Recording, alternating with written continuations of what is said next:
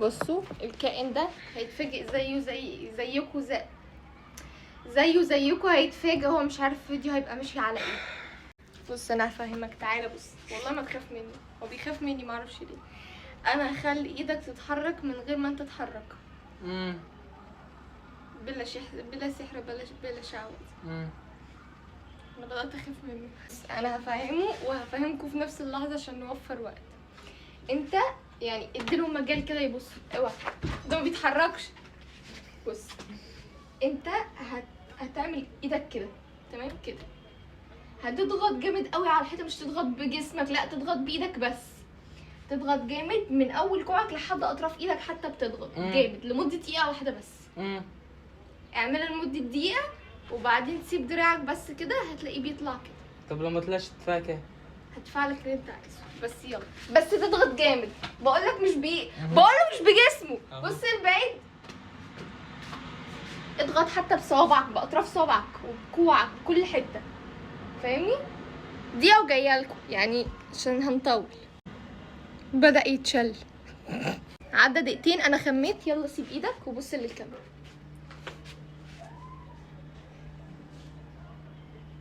شادي انت والله العظيم هو مثبت عليها. والله ما مثبت. والله امسك ايدي هتلاقيني مش مثبت ولا اي حاجه. لا اهو يا ستي يبقى هو عملها غلط. خلاص انا هجربها. بني ادم ده انا بكره العب معاه، بكرهك يلا. طبعا كده بوظت لي الترند. بص كده انت العيله النصابه. انا مالي.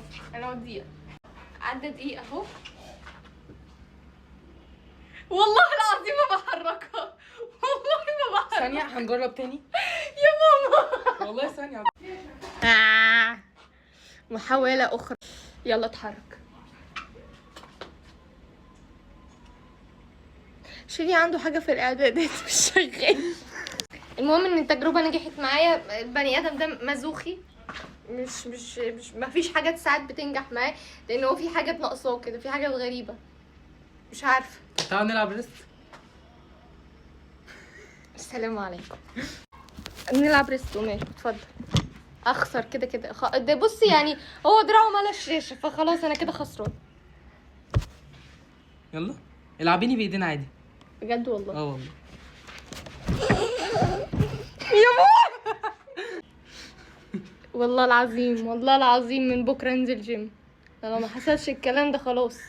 انا كده راحت عليا، انا كده مستقبلي ضاع.